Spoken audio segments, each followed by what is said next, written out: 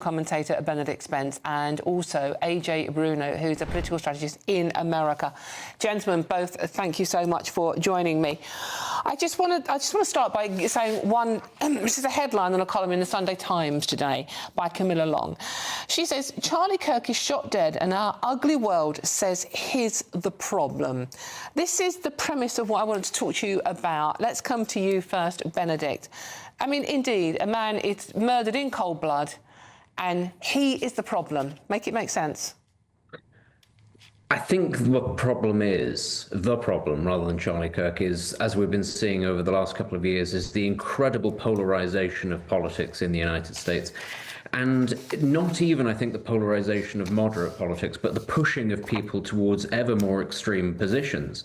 I don't think we can hide away from that now, and we have to be aware of that in the UK because a lot of our politics is downstream of the United States.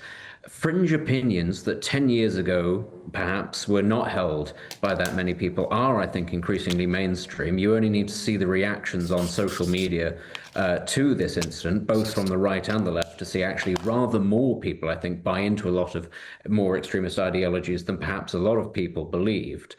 And I think what we've seen, the reaction to this from politicians in the United States talking about, potentially cracking down on left-wing groups is a bit of a corrective over the Biden administration, and certainly since the January riots at the U.S. Capitol building, there was, I think, a lot more spotlight placed on right-wing groups in the United States and moves to crack down on them and right-wing ideology. That's been spoken about for a long time.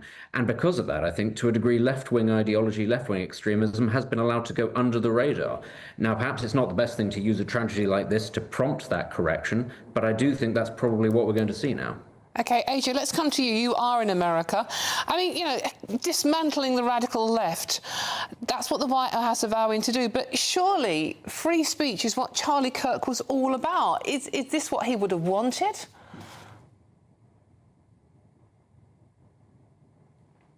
Assassinated, right? He was murdered in cold blood. It's one of the most horrifying things we've seen in modern history in this country. I mean, worldwide, we saw this was news globally.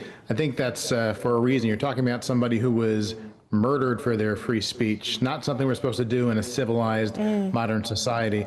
Whether he would want it, well, I mean, look, if we have to step up actions to make sure this doesn't happen again, then we have to do. You can't have a situation, excuse me, people are being murdered in cold blood for speaking out. And that's what we have here. I think we're going down a dangerous road that could lead to more killings, civil war, who knows?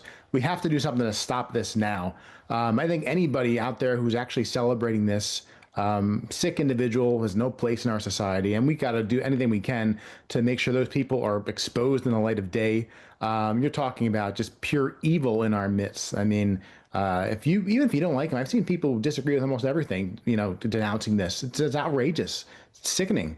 And the fact that there are people celebrating this, I have no sympathy for them being fired, being, targeted, so quote unquote, by the government. This is something we cannot mess around with. We're talking about an issue of life or death. And apparently we have to take it very seriously because something like this shouldn't happen again. We got to do everything possible to make sure that it can't happen again. Is left-wing radicalism probably one of the biggest threats facing America today? AJ?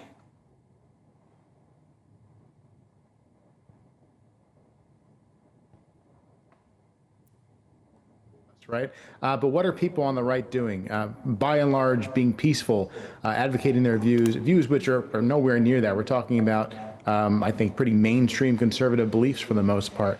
But meanwhile, left-wing radicalism is just ignored. You just go to Wikipedia or something. They won't call anybody a left-wing radical, but they'll call you if they say you're a right-wing one. When you're talking about a situation where someone who very clearly, I think, is espousing radical left-wing views, and we see this more and more being reported in the media as accurate. Yeah, I mean, left-wing radicalism is literally killing people. Someone of a high note in the public sphere. Yeah, so I think left-wing terrorism, when you talk about a situation where someone's being called a Nazi, where people are being compared to Hitler, of course it's going to radicalize millions of people out there. Of course, people are going to pick up a gun and try and kill someone. These words are dangerous, and it's getting people killed. Clearly, something's got to be done about it. OK, let's come back to you, Benedict. Obviously, that's the American situation. How far away... I mean, we don't have guns in this country, thankfully, but we have lost 2 MPs. Jo Cox actually was murdered with a gun as well, wasn't she, thinking about it? But how dangerous do you think we are in the UK at the moment with the radical left? Well, our situation is slightly different because we don't have free speech, and we've never had that principle of free speech. And actually, the state often acts very quickly to shut down free speech that it doesn't like. When it comes to the radical left, what I would say is I don't think we have anywhere near the level of organization in this country that we do, either the right or the left, as they do in the United States. As I say, I think that that's all upstream, and I think that it is organic, if you like. I don't think, we saw this march yesterday throughout London, but I think you'd be hard-pressed to say that that is an example of an organization. It's simply people voicing their opinions. And actually, I think that that's often the case with left-wing groups as well. But what I think is particularly dangerous, not so much about left-wing organizations, but a left-wing idea. Now, of course, in the West, for a very long time, we've had the bogeyman of right-wing extremism, and that comes because, of course, of Nazism. But what the left has done is this idea that speech can equal violence and that it can therefore blur the line. So whilst we don't have that organization, there is the embryonic beginning of a problem there in the idea that speech equals violence and therefore can justify violence, because that is where you then get the escalatory pattern. It's also very foolish that left-wing groups would have this idea to say,